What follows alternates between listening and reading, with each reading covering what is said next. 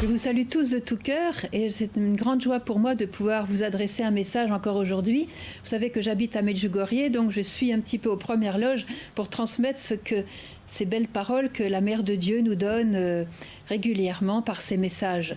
Il y a un message aujourd'hui que je voudrais souligner et qui concerne tout le monde, que nous soyons religieux, laïcs ou enfants ou vieillards.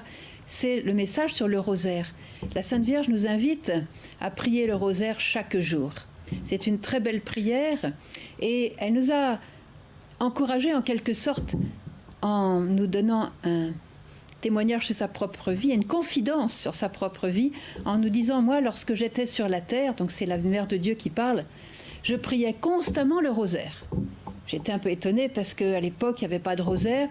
Le rosaire est venu beaucoup plus tard avec Saint Dominique.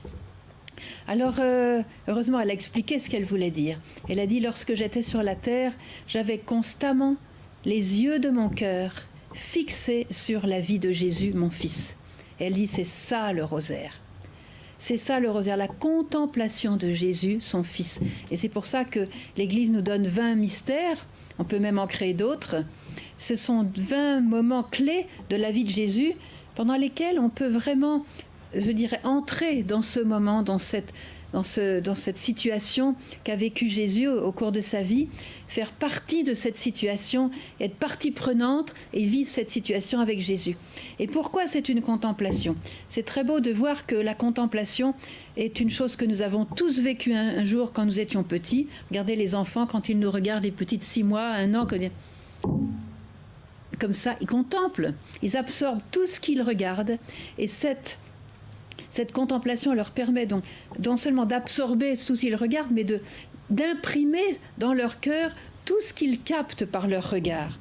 Et quand ça s'imprime dans leur cœur, ça forme leur personnalité, ça forme leur avenir, ça les construit, bien sûr s'ils regardent quelque chose de beau. Alors dans cette absorption de la contemplation, la Vierge nous invite d'entrer avec elle. Pour cela, elle nous donne ses yeux pour regarder Jésus, les yeux d'une maman. Elle nous donne son cœur pour l'aimer. Et elle nous dit, je vous donne mon cœur afin que vous puissiez aimer Jésus comme moi je l'aime. Et si elle nous le dit, c'est qu'elle le rend possible. Pour que vous vous aimiez les uns les autres comme moi je vous aime. Donc le rosaire, on peut dire, nous fait grandir dans la sainteté. Parce que quand je regarde Jésus, par exemple, au moment de son couronnement d'épines, je suis avec lui, je le regarde. Il pardonne à ses bourreaux, ceux qui lui tapent dessus. Et j'absorbe en le regardant, j'absorbe sa miséricorde, j'absorbe sa patience, j'absorbe son amour pour les pécheurs, j'absorbe sa prière vers le Père. Voyez, c'est ça le rosaire.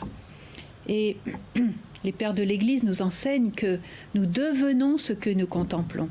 Alors c'est sûr, si je regarde la télévision toute la journée, et si nous devenons ce que nous contemplons, comment je vais devenir ? Carré, stupide, vide. Mais si je contemple dans la prière la beauté de Jésus, la lumière de Jésus, la miséricorde, le cœur de Jésus, cette miséricorde va venir en moi, cette beauté va venir en moi, cette lumière va venir en moi, elle va m'habiter, elle va m'enrichir, elle va me transformer, elle va me faire grandir. Et je vais changer. Et je vais ressembler à Jésus. Alors, vous voyez que par le rosaire, nous allons grandir dans la sainteté. Le rosaire fait croître dans la sainteté. Et en même temps, elle nous aide, cette prière, à vaincre Satan. Je voudrais poser une question à chacun de vous. Qui d'entre vous veut aller au ciel ? Bon, je ne vois pas vos réponses, mais je vois que tout le monde lève la main. Tout le monde, nous voulons aller au ciel. Alors prenez le rosaire va vous faire grandir dans la sainteté, parce que cette sainteté qui sera votre passeport pour entrer au ciel. Le péché n'entrera pas, la sainteté rentrera, l'amour rentrera. Et puis, si par le rosaire je ressemble chaque jour davantage à Jésus, en absorbant justement sa lumière, sa beauté, sa vie, eh bien, je vais vaincre Satan, parce que Satan, lui, il est terrorisé par Jésus. Satan a très peur de voir quelqu'un qui est habité par Jésus, qui absorbe la lumière de Jésus. Alors, Jésus en moi va faire que Satan va être désarmé. Il va diminuer. Je me souviens d'un prêtre italien, l'autre jour, il me dit quelque chose qui m'a fait rire. Il me dit, Sœur Emmanuelle, quand vous tirez de votre poche le rosaire, Dites-vous que déjà Satan se prend une migraine. Il a le mal à la tête. Rien que de vous voir tirer votre chapelet que vous allez prier.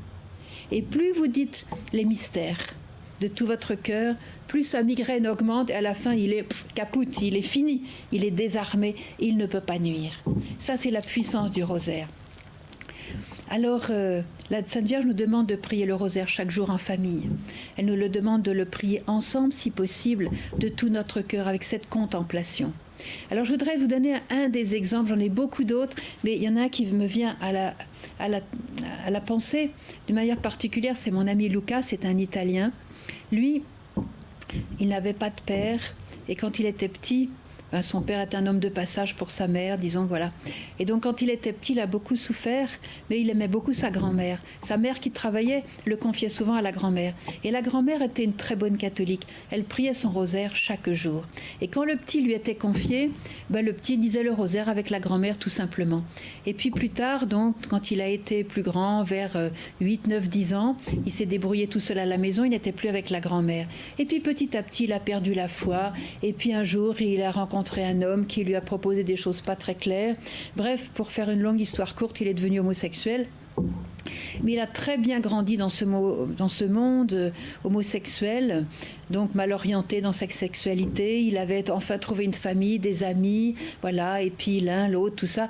Il a tellement grandi qu'il est devenu très riche. Il a commencé à voyager, à faire de la promotion, à acheter des saunas, des restaurants, des journaux. Il est devenu comme une espèce de grand ponte, voilà, dans ce domaine. Il était très riche et puis il s'est beaucoup attaché à un homme, etc.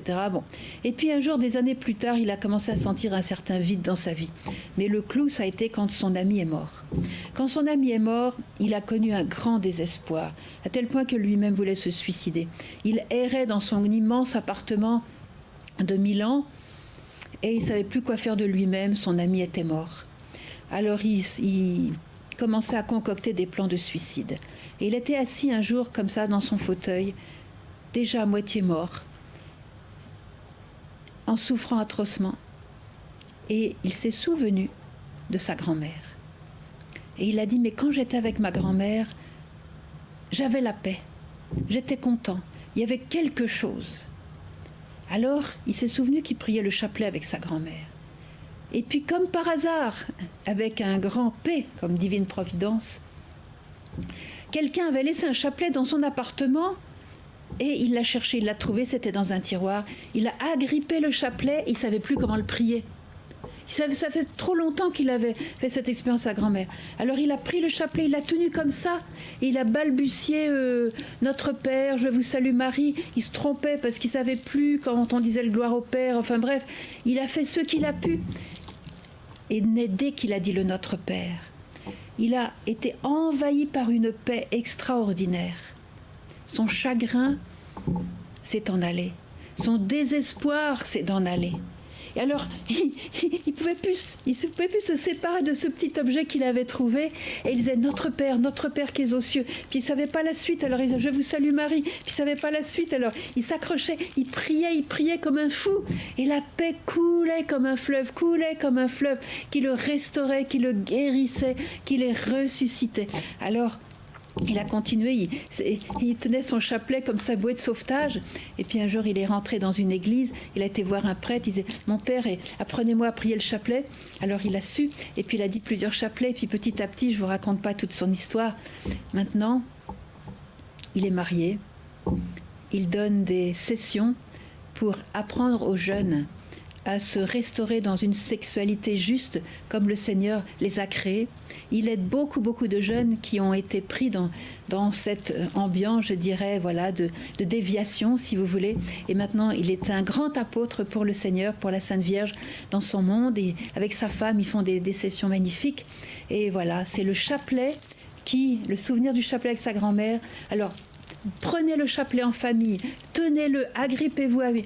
Le chapelet, nous dit la Sainte Vierge, un simple chapelet, un simple rosaire peut faire des miracles dans votre vie, dans le monde.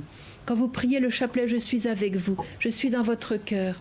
Le chapelet peut obtenir la fin de la guerre. Le chapelet, quand elle est venue à Fatima, elle a dit « Priez le chapelet, chers enfants, pour obtenir la fin de la guerre. » Le chapelet va faire des miracles dans vos familles. Et quand il y a le chapelet prié chaque jour dans une famille, il y a la protection de Dieu. La Sainte Vierge met son manteau maternel au-dessus de la famille et ça vous évite tant d'accidents, tant de maladies qui coûtent tant de larmes.